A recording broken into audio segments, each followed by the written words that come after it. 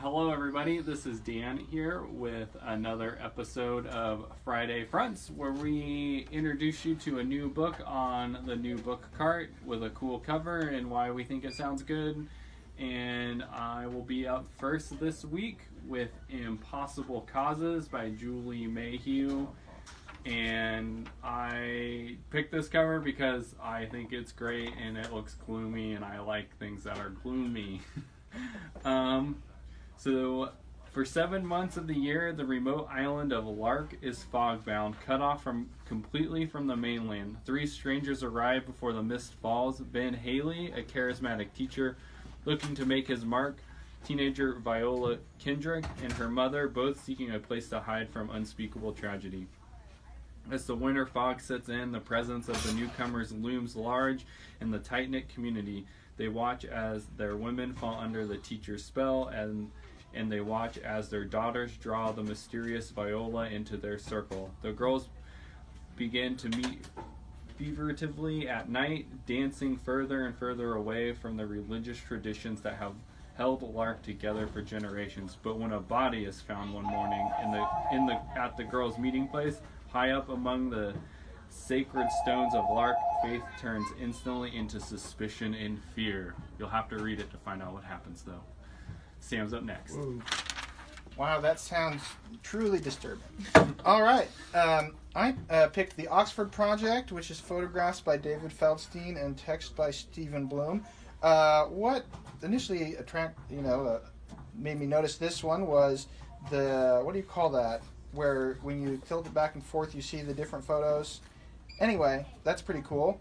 And so I spent some time looking through it, and basically what it amounts to is, imagine if the people that made high school yearbooks weren't high school students. Instead, they were really good photographers and journalists, and instead of the yearbook just being about what happened at high school, it was about your entire small town. So Oxford is a town of 700 people in Iowa, and if you look through it, it's basically they went there once, and then they went there again several years later, and just took all these cool photos of the people and the people again a few years later,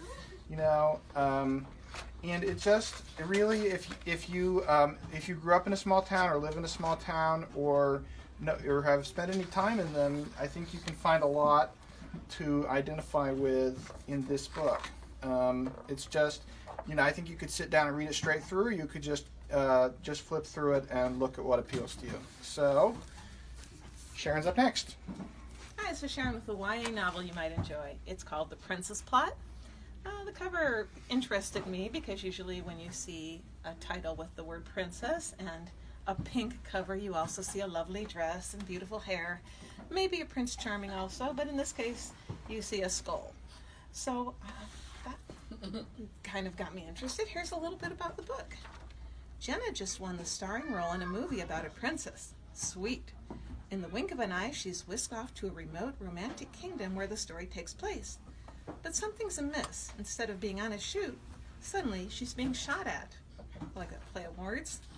The legit princess, to whom Jenna bears a suspiciously striking resemblance, has gone AWOL on her whole real-life royal gig, and soon Jenna's swept up in a treacherous rebel plot. Deal is, this is no dress rehearsal. The girl has got to act to save her life. Andrea's next. Hi, and I have the Book of Lost Saints by Daniel Jose Older. And what I like about this color are a book is about the 2 colors, just the pink and the blue. I'm not sure if the video is really picking it up, but there is just a line drawing of a saint that's very faint, but it's still there, that I think it looks really pretty. Marisol vanished during the Cuban Revolution with hardly a trace. Now, shaped by atrocities long forgotten, her tenacious spirit visits her nephew Ramon in modern-day New Jersey. Her hope that her presence will prompt him to unearth their painful family history. Ramon launches a haphazard investigation into the story of his ancestor, unaware of the forces driving him on his search. Along the way, he falls in love, faces a run-in with a murderous gangster, and uncovers the lives of the lost saints. who had helped Marisol during her imprisonment. I think it sounds pretty cool.